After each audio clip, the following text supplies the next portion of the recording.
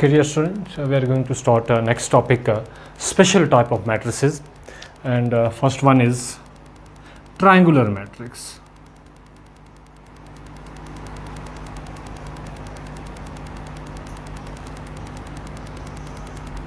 Triangular matrix में हमारे पास first one is upper triangular.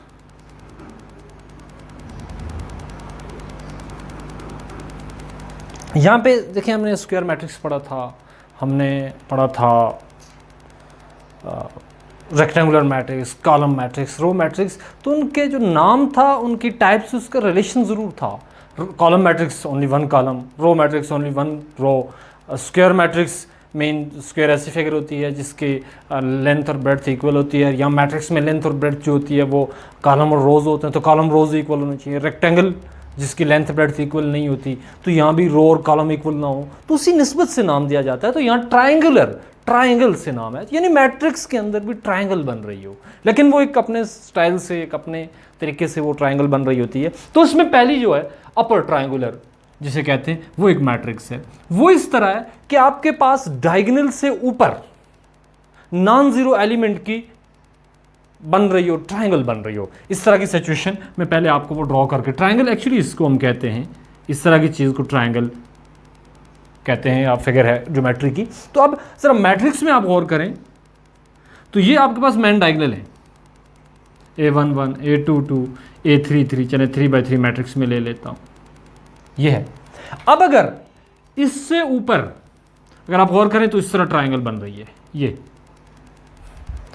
इससे ऊपर नॉन जीरो हो और इधर सारे जीरो हो, ये तो ये ऊपर एक नॉन जीरो से ट्रायंगल बन रही है, तो इसे अपर ट्रायंगुलर कहेंगे.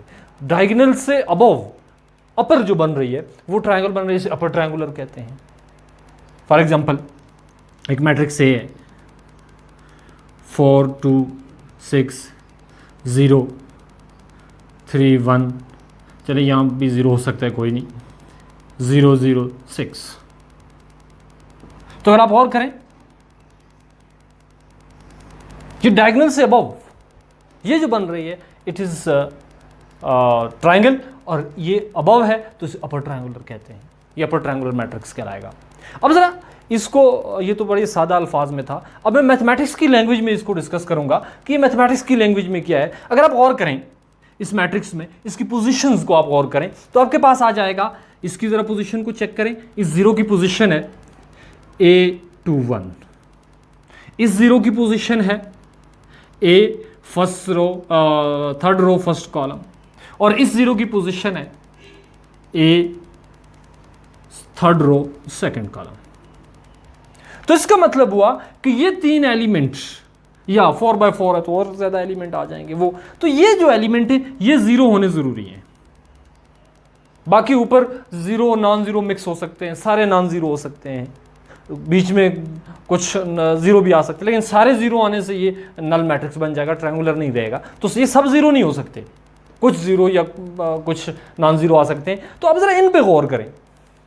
इनमें अगर आप गौर करें तो ये देखें, इसमें 2 greater than 1, 3 greater than 1, 3 greater than 2.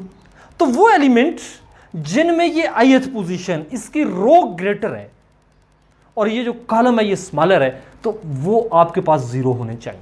तो इसका मतलब है डायगोनल एलिमेंट से बिलो जो है एलिमेंट वही आते हैं जिनमें रो का नंबर ग्रेटर, कॉलम जो सेकंड पे वो स्मॉलर होता है. अगर आपके पास एलिमेंट, इसको मैं जनरलाइज करता हूं, Aij, तो इस पोजीशन में I will be greater than J. देखें, I is 2 greater than J, I is 3, J is 1 greater than 1, 3 2, I is greater than. तो इसका मतलब ये वो एलिमेंट है ये तीनों जिनमें I is greater than J. ये मैथमेटिकल फॉर्म है और ये बड़ी टेक्निकल बात है, और इससे बड़ा टेक्निकल एमसीक्यूज आता है. ये हर जो बंदा इसको पढ़ के नहीं जाएगा, समझ के नहीं जाएगा, उसके समझ में आने वाला ये नहीं है. बड़ा ही, मैं ये दावे से कह सकता हूं कि ये एमसीक्यूज जो इस ट्रायंगुलर से बनता है, ये ईटा का सबसे डिफिकल्ट एमसीक्यूज हो सकता है. इतना ये टेक्निकल एमसीक्यूज होता है. अगर जिसने ये चीज़, टेक्निकल चीज़ स्टडी नहीं की तो उसके लिए मसला होगा. अब देखें Ij, लेकिन I की पोजीशन पहले है, 2 greater than 1, 3 greater than 1, 3 greater than 2. इसका मतलब है ये वो एलिमेंट आ रहे हैं ट्रायंगुलर डायगोनल एलिमेंट से बिलो वो i is greater than j वाले एलिमेंट है, जिसमें रो की पोजीशन बड़ी है, ग्रेटर है कॉलम की पोजीशन से। तो a i j i is greater than j, और ये सारे क्या हैं, इक्वल टू 0 हैं। तो इसका मतलब हुआ अपर ट्रायंगुलर की मैथमेटिकल डेफिनेशन या इसे आप टेक्निकल डेफिनेशन कहते हैं, वो ये बनेगी।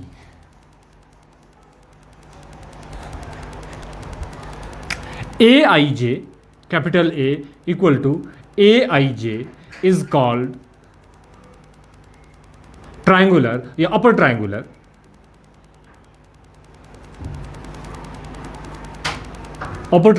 इफ, अब इस बात को मैं लिखने लगा हूं, A I J equal to 0 where i is greater than j।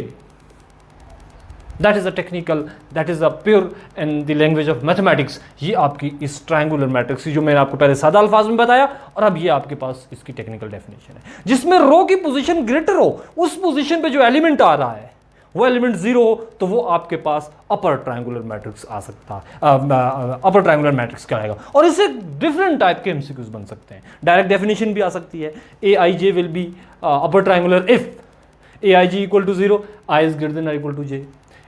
एक ऑप्शन ये आ सकता है। ऑप्शन दूसरा ये आ सकता है, ए आई J equal to 0 if I equal to J. तीसरा ये आ सकता है, ए आई जे इक्वल टू 0 इफ j is greater than i। तो इस तरह डिफरेंट ऑप्शन के साथ, तो आपके अगर आपके जहन में हुआ कि अपर ट्रायंगुलर किसे कहते हैं और उसका कॉन्सेप्ट हुआ, तो आप फौरन यूं ही देखेंगे तो आपको पता होगा कि अपर ट्रायंगुलर का मतलब है बिलो 0 होने चाहिए। बिलो 0 कब होंगे, जब आपके पास रो ग्रेटर होगी। जितने आप नीचे आएंगे रो बढ़ती जाएगी, कॉलम छोटा रहेगा, तो ये आपके पास, ये ऑप्शन आपके पास करेक्ट होगा।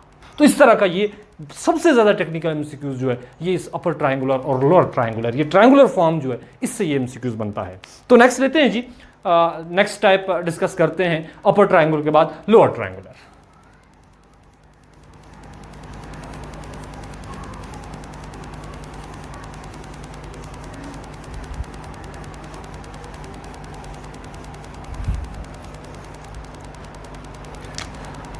टाइप बी ट्रायंगुलर की लोअर ट्रायंगुलर।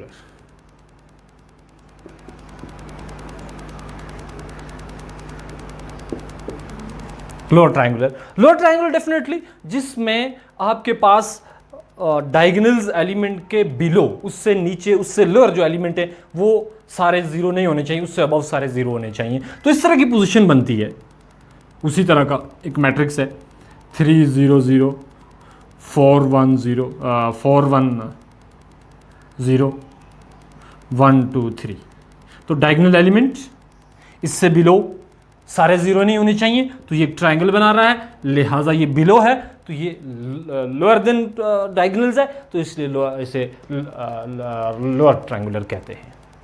अब इसकी पोजीशन को चेक करते हैं। अगर पहला 0 देखें तो इसकी पोजीशन है A1 2, इसकी पोजीशन है A1 3, इसकी पोजीशन है A2 3। अगर आप यहां गौर करें तो यहां रो कम है 1 2 1 3 2 3, तो रो की पोजीशन छोटी है, लेस देन कॉलम है, तो इसे आप यूं कह सकते हैं AIJ equal to 0 if symmetric. Number 2 matrix, symmetric matrix. Sometime ऐसे मैट्रिक्सेस हो सकते हैं। मैं आपको दिखाता हूँ, एक मैट्रिक्स से ले लेता हूँ 1 2 2 1। ये एक मैट्रिक्स है हमारे पास, इसका मैं ट्रांसपोज लेता हूँ, तो ये इसका कॉलम है, मैं इसको रो बना देता हूँ। दूसरा कॉलम ये है, मैं इसको रो बना देता हूँ। मैंने इसका ट्रांसपोज ले लिया, there will be no change. Transpose भी लिया, रोज को और कॉलम को इंटरचेंज भी किया, लेकिन वापस हमें ए ही मिल रहा है। या दूसरे अल्फाज में आपके पास ए इक्वल टू ए ट्रांसपोज आ रहा है, तो यह आपके पास सिमेट्रिक मैट्रिक्स कहलाएगा। तो सिमेट्रिक की डेफिनेशन फिर क्या हुई, A equal to A transpose, then A is symmetric.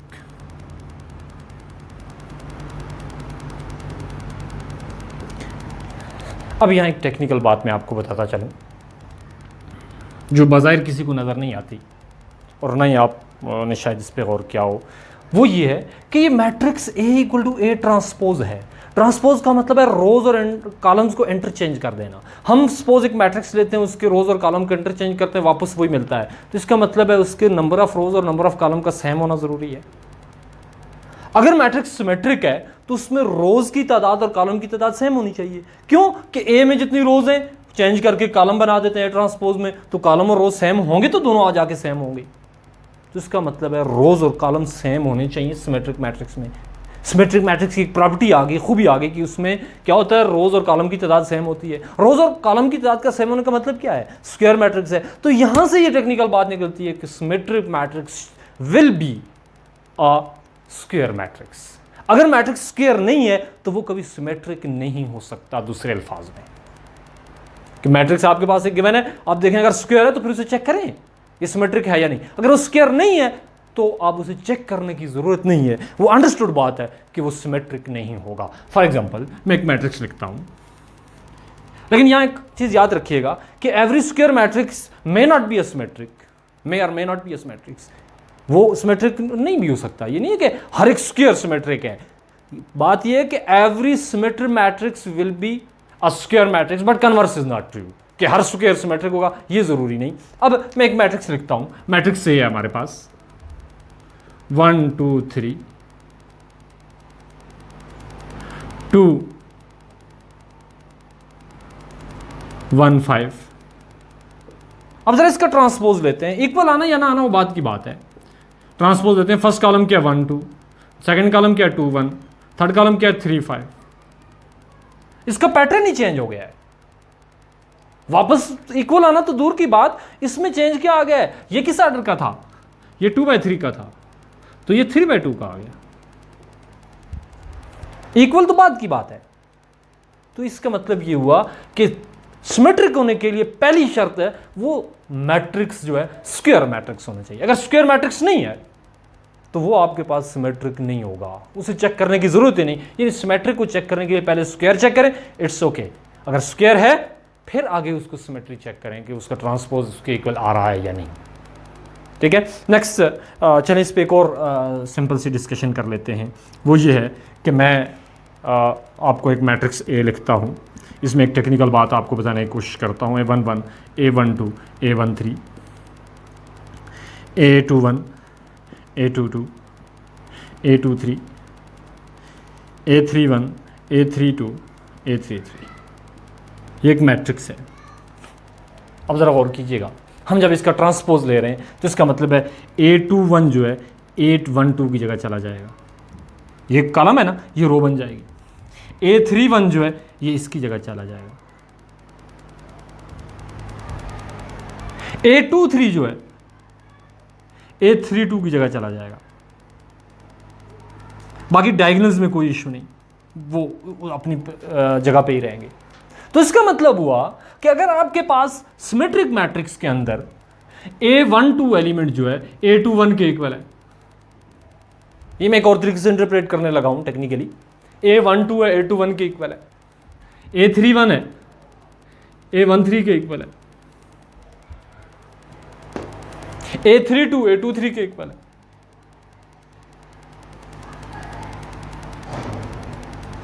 ये सिचुएशन आ रही,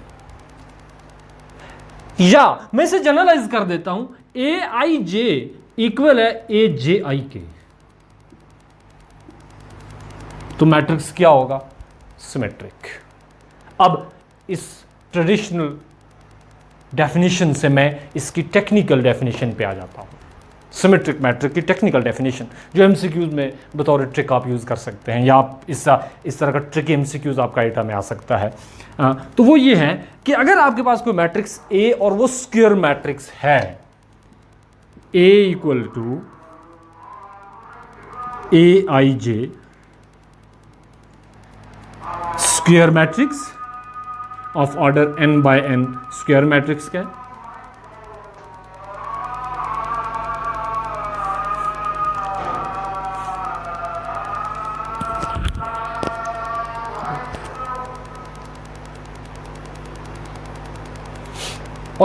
if A is a square matrix of order n by n and second one is Aij equal to Aj, अगर इस तरह की पोजीशन हो आपके पास कि A12 A21 के इक्वल आ जाए, A31 A13 के इक्वल आ जाए, A32 A23 के इक्वल आ जाए एंड सो ऑन, यानी इनके जो पोजीशन है इसको इंटरचेंज करें तो दोनों एलिमेंट्स सेम आ रहे हो, तो वो आपके पास सिमेट्रिक मैट्रिक्स कराएगा. दैट इज द ट्रेडिशनल, ये ट्रेडिशनल डेफिनेशन है and that is the technical definition कि आप उसके एलिमेंट की पोजीशन को चेंज करें तो रिजल्ट सेम आ रहा हो, ये इंटरचेंज करें आई जे जे आई, ये दोनों एलिमेंट सेम आ रहे हो तो वो आपके पास सिमेट्रिक मैट्रिक्स कहलाएगा. ठीक है जी. सिमेट्रिक के बाद आते हैं जी नेक्स्ट टाइप है स्क्यू सिमेट्रिक.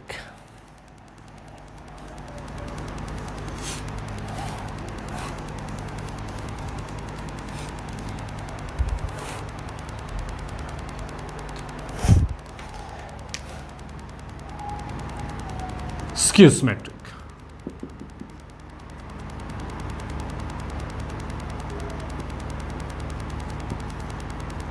स्क्यू सिमेट्रिक जो मैट्रिक्स है वो आपके पास ट्रेडिशनल डेफिनेशन इस तरह की जाती है, if A equal to minus A transpose then A is skew symmetric. ये आपके पास स्क्यू सिमेट्रिक कहलाएगा. अगर A इक्वल है माइनस ए ट्रांसपोज के, कि आपके पास A है और आप ट्रांसपोज लेते हैं तो उसमें सारे मैट्रिक्स में से माइनस कॉमन आ जाता है, बाहर आ जाता है, तो आपके पास स्क्यू सिमेट्रिक कहलाएगा. फॉर एग्जांपल हमारे पास एक मैट्रिक्स है, मैं सिंपल मैट्रिक्स लूँगा, A इक्वल टू 0 -2 2 0. इसका ट्रांसपोज लेते हैं तो आ जाएगा, कॉलम है रो बना देते हैं 0 2, कॉलम है इसकी रो बना देते हैं -2 0.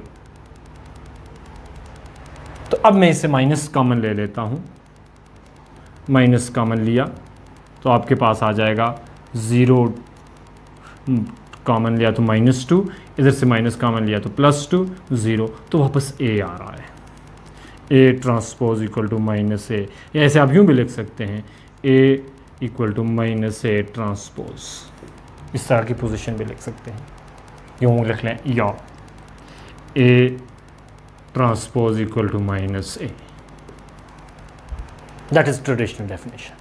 लेकिन अब मैं आता हूँ उस टेक्निकल डेफिनेशन पे. ये डेफिनेशन आप पढ़ते हैं अपने कोर्स में. टेक्निकली ये है कि अगर आप और करें, इन दोनों की पोजीशन चेक करें. पोजीशन क्या है, -2 और 2 एलिमेंट है. पोजीशन क्या है इसकी, 1 2 है, ये 2 आ रहा है. और इसकी पोजीशन क्या है, 1 2 -2 आ रहा है. इसकी पोजीशन सेकंड रो है, फर्स्ट कॉलम है, ये 2 आ रहा है. दोनों का क्या, एक दूसरे का नेगेटिव है. इसका मतलब है A12 जो है ये नेगेटिव है A21 का, एक दूसरे का नेगेटिव एडिटिव इनवर्स समझ लें, एक दूसरे का नेगेटिव समझ लें. तो आप जब पोजीशन चेंज कर रहे हैं एलिमेंट की, 1 2 से 2 1 बना रहे हैं तो माइनस है. तो अब इसको जनरलाइज करता हूं मैं, तो Aij ये इक्वल होगा -Aj, तो वो आपके पास सिमेट्रिक होगा. तो इसका मतलब यूं हुआ कि आपके पास एक मैट्रिक्स A है, स्क्वायर मैट्रिक्स होना ये भी जरूरी है, Aij of order n, in n by n square matrix है, नंबर ऑफ रोज और कॉलम्स इक्वल है. अब if Aij equal to -Aj, ये पोजीशन आ जाए, जब इस तरह की पोजीशन आ जाए तो आपके पास ये मैट्रिक्स स्क्यू सिमेट्रिक कहलाएगा. अब इस टेक्निकल डेफिनेशन में एक और टेक्निकल बात मैं आपको समझाना चाहूंगा, वो ये है कि डायगोनल एलिमेंट जो हैं जिनमें ये पोजीशन आई होती है, वहां क्या पोजीशन होगी. अगर आप और करें, Aii इक्वल टू -A, अगर इस डेफिनेशन को अप्लाई करें तो Aii इक्वल टू माइनस इस आई को पहले इस आई को बाद, तो आई आएगा. इसका मतलब है डायगोनल एलिमेंट भी जो है A11 -A11 इक्वल होने चाहिए, यानी एक एलिमेंट अपने नेगेटिव के इक्वल होगा. तो क्या ऐसा कोई नंबर है नंबर सिस्टम में जो अपने नेगेटिव के इक्वल हो? तो that is only one number which is called zero. तो जीरो एक ऐसा नंबर है जो अपने नेगेटिव का इक्वल है। इसका मतलब हुआ कि जो स्क्यू सिमेट्रिक एलिमेंट मैट्रिक्स होगा उसमें ए आई आई या ए जे जे जो डायगोनल एलिमेंट है 1 1 2 2 3 3 पोजीशन पे, वो हमेशा जीरो होंगे। क्यों? कि ये ए I I equal to minus A I आई। ये कब पॉसिबल है कि आप कहें जी कोई एलिमेंट है एक्स, वो इक्वल है माइनस एक्स के, तो क्या एक्स की वैल्यू 2 आ सकती है? Not possible. कोई और number? Not possible. Only zero जो है वो अपना नेगेटिव होता है। तो जीरो इक्वल टू जीरो या zero equal to minus zero, क्योंकि zero is a neutral number, इसका साइन कोई नहीं होता, तो इसलिए X equal to minus X, then zero, X will be zero. तो इसका मतलब हुआ A I I equal to minus A I. इसको देखें ना, आई आई दोनों को सेम कर देते हैं, आई आई दोनों को सेम कर देते हैं, तो आपके पास ए I I equal to minus A I आई, तो इसका मतलब है ए I I equal to zero. तो दूसरी टेक्निकल बात इसमें यह है कि आपके पास जो डायगोनल एलिमेंट होंगे वो जीरो जीरो होंगे। अब स्क्यू सिमेट्रिक को आपने क्या करना है? सबसे पहले स्क्यू सिमेट्रिक को देखना है, स्क्वायर है, ओके ये स्क्वायर मैट्रिक्स है। फिर आगे बढ़े, क्या उसके सारे डायगोनल जीरो हैं? हाँ जीरो हैं। फिर उसके आपने स्क्यू सिमेट्री चेक करनी है। अगर सारे डायगोनल जीरो नहीं है तो फिर आगे जाने की जरूरत नहीं, क्योंकि डायगोनल सारे जीरो होंगे तो वो स्क्यू सिमेट्रिक होगा, अदरवाइज स्क्यू सिमेट्रिक नहीं होगा। तो ये स्क्यू सिमेट्री को चेक करने के लिए पहले शॉर्टकट्स जो आपने यूज करनी है वो स्क्वायर मैट्रिक्स, यस। फिर आगे बढ़े, वो उसके सारे डायगोनल जीरो अगर हैं तो फिर आगे उसकी इस कंडीशन को चेक करें। अगर सारे जीरो नहीं है तो वहां से इसे क्रॉस कर दें कि ये डायगोनल मैट्रिक्स, सॉरी ये स्क्यू सिमेट्रिक मैट्रिक्स नहीं है। नेक्स्ट बढ़ते हैं जी, हर्मिशियन मैट्रिक्स, अगली टाइप है।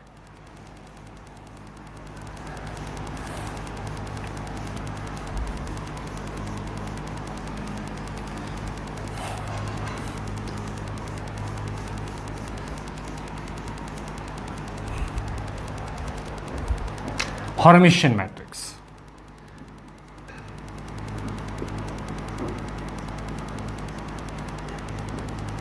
नेक्स्ट नंबर 4 है, आई थिंक 5 4 हर्मिशियन। अगर आपके पास कोई मैट्रिक्स ए है with complex entries, A is a square matrix with complex entries,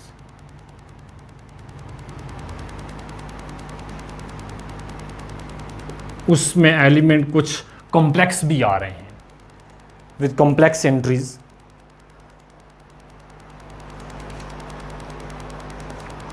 अगर कॉम्प्लेक्स एंट्रीज उसमें हैं तो आप उस मैट्रिक्स का कॉन्जुगेट ले लेते हैं, यानी उसमें जो कॉम्प्लेक्स नंबर, जैसे हमने पहले कॉम्प्लेक्स के कॉन्जुगेट में पढ़ा था कि उसके आपने इमेजिनरी पार्ट का साइन चेंज करना है, प्लस है तो माइनस, माइनस है तो प्लस कर देना, वो कॉन्जुगेट आ जाएगा। तो उस मैट्रिक्स का कॉन्जुगेट लेंगे, उसका मतलब है उसमें जो कॉम्प्लेक्स एंट्रीज हैं उनका कॉन्जुगेट ले लेंगे। जब उसका कॉन्जुगेट आ जाएगा फिर आप उसका ट्रांसपोज ले लें, it is for Hermitian matrix. उसका ट्रांसपोज लें तो वो फिर भी आपको वापस ए ही दे दे। मैट्रिक्स का आपने कॉन्जुगेट लिया, कॉन्जुगेट का ट्रांसपोज लिया तो वापस आपको ए उसने दे दिया। तो इसका मतलब हुआ कि वो मैट्रिक्स जो आपके पास हर्मिशियन मैट्रिक्स है, वो मैट्रिक्स कौन सा होगा? हर्मिशियन होगा। मैं एक एग्जांपल उठाता हूं, एक एग्जांपल देख के फिर आगे बढ़ते हैं। आपके पास एक मैट्रिक्स है A equal to 1 2 plus iota 2 minus iota and again 1। ये एक मैट्रिक्स है, इसमें हम प्रोसेस करते हैं, एक इसका पहले कॉन्जुगेट लेते हैं। तो एक कॉन्जुगेट हमारे पास आएगा कि जो भी मैट्रिक्स के अंदर कॉम्प्लेक्स एंट्री है, कॉम्प्लेक्स एलिमेंट है, उसका कॉन्जुगेट ले लेते हैं। 1 रियल है, 2 प्लस आयोटा का conjugate 2 minus iota, 2 minus iota का कॉन्जुगेट 2 प्लस आयोटा और फिर 1। इसका मतलब हुआ कि आपके पास एक कॉन्जुगेट आ गया। अब यहां से इसका ट्रांसपोज ले लेते हैं तो आपके पास आ जाएगा रो, कॉलम है, रो बना दें, कॉलम है, रो बना दें। अब अगर आप गौर करें तो वापस आपके पास ए आ रहा है, इट इज ए। तो ए कॉन्जुगेट ट्रांसपोज आपके पास ए आ गया। तो इसका मतलब हुआ कि ये आपके पास हर्मिशियन मैट्रिक्स है। That is Hermitian, that is traditional definition जो हम फॉलो करते आए हैं बुक्स में, नोट्स में, बुक्स में, टीचर्स के साथ। अब जरा टेक्निकली इसको देखते हैं। अगर आप गौर करें,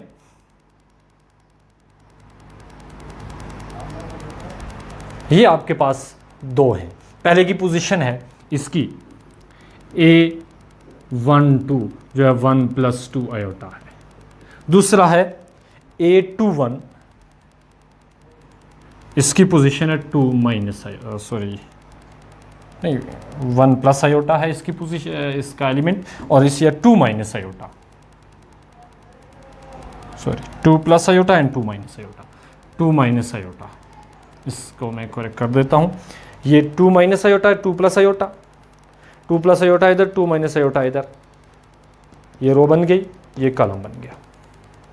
अब A12 = 2 + आयोटा, इसकी पोजीशन है ये इसकी। मैं ए पे आ जाता हूँ, ज़रा इस पे गौर करें।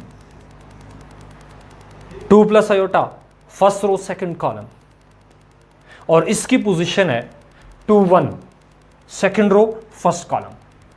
अगर आप गौर करें, ये दोनों एक दूसरे का कॉन्जुगेट हैं, यानी इनका रिलेशन ये है कि A12 जो है ये और A21 ये एक दूसरे का कॉन्जुगेट है। इसका मतलब हुआ कि आपके पास A12 should be conjugate of A21, sorry ऐसे एक दूसरे का कॉन्जुगेट होंगे। अब मैं इसको 1 2 2 1 जनरलाइज करता हूं। AIJ ये इक्वल होना चाहिए AJI के, ये एक दूसरे का कॉन्जुगेट होना चाहिए। और दूसरी बात, ये जो है ये रियल होने चाहिए।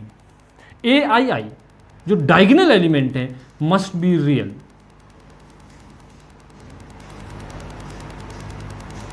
ये दो कंडीशंस होनी चाहिए टेक्निकली, जो डेफिनेशन बनाने जा रहे हैं वो ये दो कंडीशन होनी चाहिए। अगर इस पोजीशन को इंटरचेंज कर दें, IJ को JI कर दें, तो ये एक दूसरे का कॉन्जुगेट होने चाहिए। और दूसरा, ये जो इसके डायगोनल एलिमेंट हैं, ये वाले, ये जो डायगोनल एलिमेंट है दे मस्ट बी रियल। ये आपके पास जो है वो नहीं होने चाहिए, उसमें कॉम्प्लेक्स में नहीं होने चाहिए। ये दो कंडीशन सेटिस्फाई हो रही हो तो ये आपके पास हर्मिशियन होगा। जिसका मतलब हुआ ये आपका एक टेस्ट इसके लिए बिल्ट हो गया, एक टेक्निकली टेस्ट। वो ये है कि आपके पास अगर एक स्क्वायर मैट्रिक्स है कॉम्प्लेक्स एंट्रीज के साथ, अगर वो दो कंडीशन सेटिस्फाई कर रहा है, एक ये A12 A21 एक दूसरे का कॉन्जुगेट है, A13 A31 कॉन्जुगेट है, A23 मीन वैल्यूज इंटरचेंज कर दें IJ JI, ये एक दूसरे का कॉन्जुगेट हो। जैसे ये था 2 + आयोटा 2 - आयोटा एक दूसरे का कॉन्जुगेट है। और दूसरी कंडीशन कि ये डायगोनल एलिमेंट जो है ये रियल नंबर हो, तो ये आपके पास जो मैट्रिक्स बनता है इसे हर्मिशियन मैट्रिक्स कहते हैं। नेक्स्ट चलते हैं जी। Next is a skew Hermitian.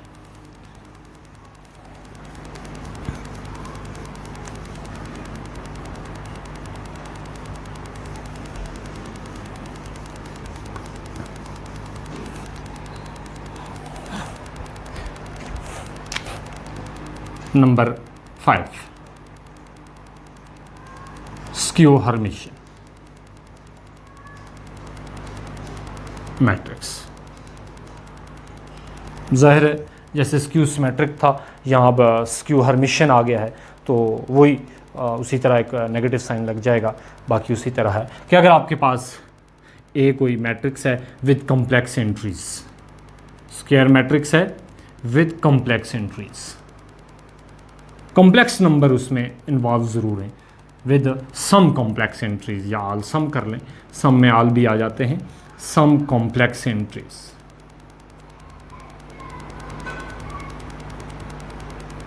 कुछ उसमें कॉम्प्लेक्स एंट्रीज पॉसिबल हैं, होनी चाहिए। अब कॉन्जुगेट लिया, ट्रांसपोज लिया, तो उसने वापस -a दे दिया। कॉन्जुगेट भी लिया, ट्रांसपोज भी लिया, तो उसने वापस माइनस ए दे दिया, तो इसका मतलब हुआ कि वो आपके पास स्क्यू हर्मिशियन होगा।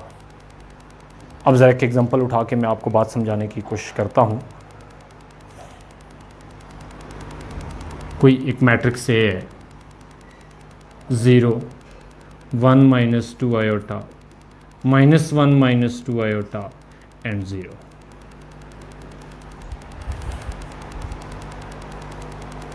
इसका कॉन्जुगेट पहले लेते हैं, तो ए कॉन्जुगेट आ जाएगा हमारे पास 0, इसका कॉन्जुगेट 1 प्लस 2 आयोटा, इसका कॉन्जुगेट -1 प्लस 2 आयोटा और 0। इसका ट्रांसपोज अब ले लेते हैं, ए कॉन्जुगेट ट्रांसपोज,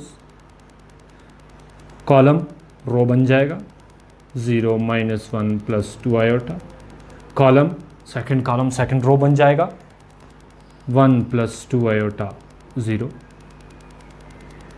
तो ये आपके पास एक कॉन्जुगेट ट्रांसपोज आ गया। अब जरा इसमें से माइनस कॉमन ले लेते हैं, एक conjugate transpose equal to minus common ले लिया 0, साइन चेंज हो जाएंगे 1 माइनस 2 आयोटा, साइन चेंज हो जाएंगे -1 माइनस 2 आयोटा एंड 0। अब अगर आप गौर करें तो ये वापस ए हमें दे रहा है, तो इसका मतलब हुआ एक कॉन्जुगेट ट्रांसपोज आपके पास -a आ रहा है। ट्रेडिशनल डेफिनेशन लगाई, चेक किया उसको, तो वापस वही चीज़ आ रहा था। तो ट्रेडिशनल डेफिनेशन से हमें दे रहा है कि ये हर्मिशियन, स्क्यू हर्मिशियन मैट्रिक्स है। अब आते हैं इसको टेक्निकली देखते हैं, इसको मैथमेटिकली देखते हैं कि क्या बनता है। पहली बात ये है कि अगर आप गौर करें तो इन दो का आपस में रिलेशन क्या है। एक पोजीशन है A12, first row second column 1 minus 2 iota, दूसरी पोजीशन है -1 माइनस, दूसरा एलिमेंट है -1 माइनस 2, पोजीशन है A21 -1 minus 2 iota. Position interchange हो रही है, 1 2 2 1 बन रही है, लेकिन इन एलिमेंट्स का आपस में रिलेशन क्या है। अगर आप गौर करें तो मैं इससे माइनस कॉमन ले लेता हूं, बनेगा 1 प्लस 2 आयोटा। तो -1 प्लस 2 आयोटा क्या चीज़ है, इसका कॉन्जुगेट है। 1 माइनस 2 आयोटा का कॉन्जुगेट ले तो 1 प्लस 2 आयोटा बनता है, तो इसका मतलब हुआ 1 माइनस 2 आयोटा का कॉन्जुगेट।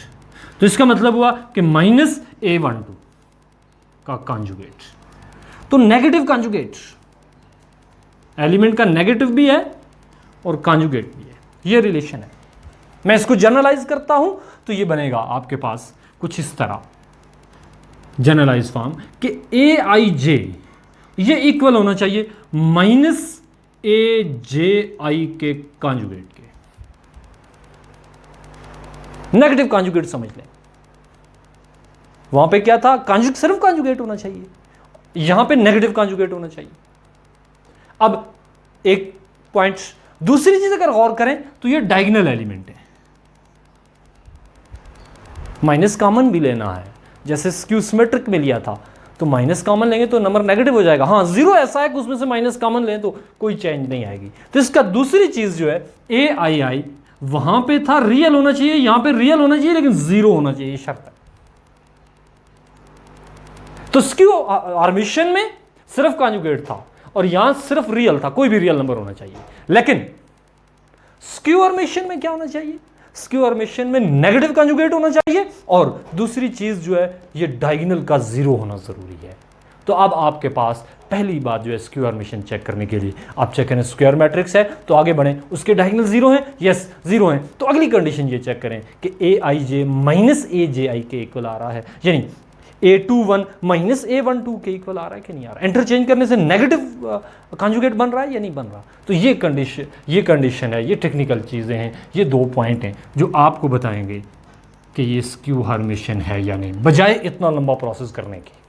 कि आप यहाँ पे पहुँचे, आप डायरेक्ट फ़ौरन देख लें मैट्रिक्स को स्क्यू हर्मिशियन के लिए। ये 2x2 बड़ा सिंपल था, मैं 3x3 4x4 पे भी ऐसी सिचुएशन आ सकती है। तो आप इन 2 चीज़ों को देख लें कि ये 0 होने चाहिए और ये नेगेटिव कॉन्जुगेट होने चाहिए, ये पोजीशन चेंज करने से। तो ये थी हमारी special type of matrix. Next topic हम स्टार्ट करते हैं।